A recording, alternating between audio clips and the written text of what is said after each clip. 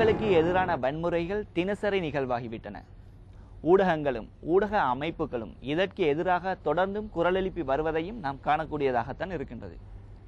ஏன் இவ்வாறு ஊடகங்கள் வன்முறைகளுக்கு அடக்குமுறைகளுக்கு உட்பட வேண்டும்? இது குறித்து ஆராய்கிறது இந்த அங்கம்.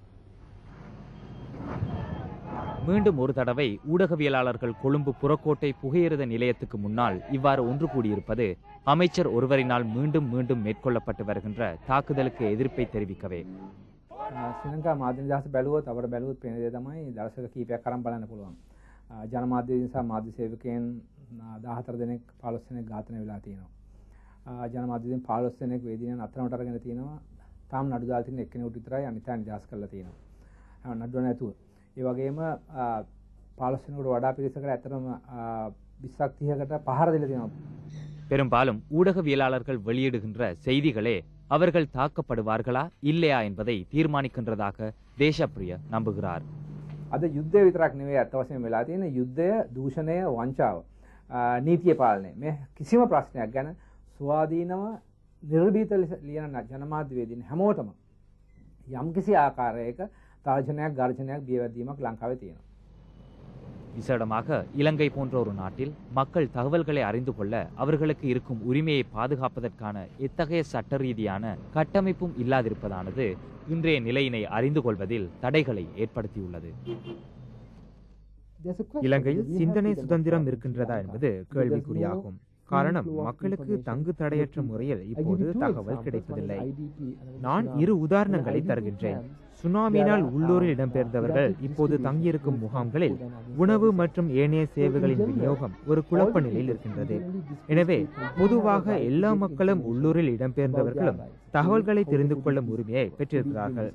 தங்களுக்கு உணவு எந்த அடிப்படையில் பகிர்ந்தளிக்கப்படுகின்றது போன்ற சகல தகவல்களும் இதில் அடங்குகின்றது. அதே போன்று சுகாதாரம் மற்றும் ஏனைய வசதிகள் தொடர்பாகவும் இலங்கை மக்கள் அறிந்து கொள்ள உரிமை இருக்கின்றதா அல்லது ஏதாவது சட்டம் இருக்கின்றதா? இதற்கான பதில் இல்லை என்றே கூறலாம். எனினும் கடந்த காலங்களில் தகவல் அறியும் உரிமையை பாதுகாப்பதற்கான முயற்சிகள் மேற்கொள்ளப்பட்டமையும் மறுப்பதற்கில்லை. செய்திகளின் இரகசியத்தன்மையை பாதுகாப்பதற்காகவும் தகவல்களை அறிந்து கொள்வதற்கான உரிமையை பெற்றுக் கொடுப்பதற்காகவும் சட்ட கோவைகளை ஏற்படுத்த இதற்கு முன் முயற்சிகள் மேற்கொள்ளப்பட்டுள்ளன. තිසනායකම ජනමාධ්‍ය තිසනායකම සිදුවීම ඉතාමත්ම සුවිශේෂ වැදගත්කමක් ගන්නවා ජනමාධ්‍යවේදීන් වෙන වශයෙන් අපට. මොකද ලංකාවේ ප්‍රථම වතාවට අවුරුදු 30කට පස්සේ විශේෂයෙන්ම අවුරුදු 30ක් 79 තමයි ත්‍රස්තවාද වලකින් පනත ගෙනාවේ. මේ පනතයට කිසිම දවසක ජනමාධ්‍ය වේදිකවල සහ ජනමාධ්‍ය ආයතන විරුද්ධව නඩුවක් පැවරුවෙන්නේ නැහැ. මුල් වතාවට දැන් නඩුවක් පවරලා තියෙනවා. அவசர கால சட்டம் மற்றும் பயங்கரவாத தடுப்பு சட்டத்தின் கீழ் பல மாதங்கள் தடுப்பு காவலில் இருந்த ஊடகவியலாளர் திசநாயகத்திற்கு எதிராக தற்போது நீதிமன்றத்தில் குற்றப்பத்திரிகை தாக்கல் செய்யப்பட்டுள்ளது. யுத்தத்தினால் பாதிப்புகளை எதிர்கொண்டுள்ள மக்கள் தொடர்பில் 2006-2007 காலப்பகுதியில் எழுதிய கட்டுரைகள் தொடர்பாகவே இவருக்கு எதிரான குற்றப்பத்திரிகை தாக்கல் செய்யப்பட்டுள்ளது.